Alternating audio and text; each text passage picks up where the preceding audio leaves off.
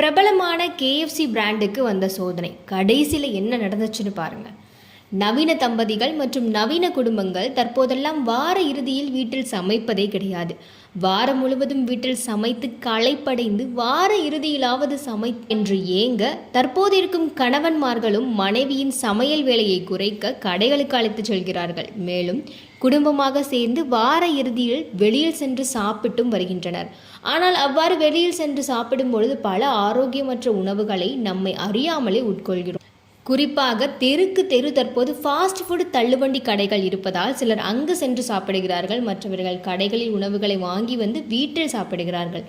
சிலர் இந்த கடைகளில் எல்லாம் ஆரோக்கியம் இருக்காது என்று கருதி பெரிய பெரிய 3 ஸ்டார் 5 ஸ்டார் ஹோட்டலுக்கு செல்கிறார்கள்.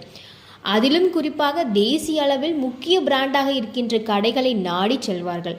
ஆனால் தற்போது வெளியாகின்ற செய்திகளை பார்க்கும் பொழுது எந்த ஒரு கடையையும் நம்பி உணவு உண்ண முடியாத சூழ்நிலை ஏற்பட்டுள்ளது. ஏனென்றால் ஃபாஸ்ட் ஃபுட் கடைகளில் விற்கப்படுகின்ற சில உணவுகளும் சில நேரங்களில் தரமற்றதாக இருக்கிறதாக புகார்கள் எழுந்துள்ளது. அதே சமயத்தில் உயர்தர உணவகங்களில் வழங்கப்படுகின்ற உணவுகளும் தரமற்றதாக இருக்கின்றதாக செய்திகள் வெளியாகி வருகிறது. அதாவது சமீபத்தில் சிக்கன் ஃப்ரைட் ரைஸ் மற்றும் பரோட்டா உள்ளிட்ட ஃபாஸ்ட் ஃபுட்டுகளை உண்டு பலர் திடீர் மரணம் அடைந்தனர். மேலும் சென்னையில் உள்ள பிரபல தனியார் ஹோட்டலில் சுகாதாரமற்ற முறையில் பாத்திரங்கள் சுத்தம் செய்யப்படும் குறித்த வீடியோ இணையத்தில் வெளியாகி பெரும் பரபரப்பை ஏற்படுத்தியது.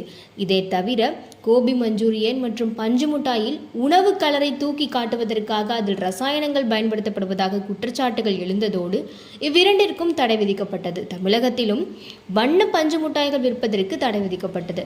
மேலும் மிளகாய்க்கு பெயர் போன இடமான ஆந்திராவில் மிளகாயின் சாகுபடியை அதிகரிக்க பல பூச்சிக்கொல்லிகள் மற்றும் ரசாயனங்கள் பயன்படுத்தப்படுவதாகவும் அதனால் ஆந்திர மிளகாய் மனிதனுக்கு வயிற்று வலி முதல் புற்றுநோய் ஏற்படுத்தக்கூடியது என்றும் பெரும் பரபரப்பான செய்திகள் வெளியானது. அது மட்டுமின்றி சமீபத்தில் கர்நாடகாவில் பானிபுரியில் வைக்கப்படுகின்ற மசாலா மற்றும் மசாலா நீரானது வண்ணமயமாக தெரிவதற்காக செயற்கை நிறமிகள் கலக்கப்படுவதாக புகார்கள் எழுந்தது.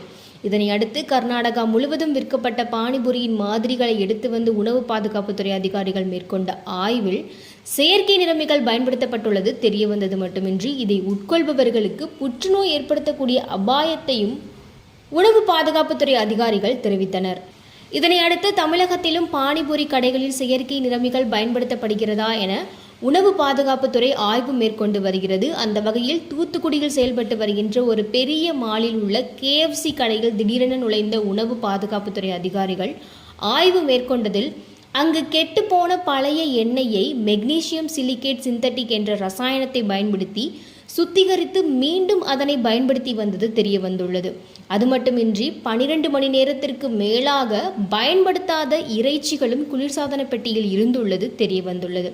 இதனை அடுத்து அந்த கடைக்கு சீல் வைத்து உரிமம் ரத்து செய்யப்பட்ட செய்தி கேஎஃப்சி சிக்கன் பிரியர்கள் அனைவரையும் அதிர்ச்சிக்குள்ளாக்கியுள்ளது.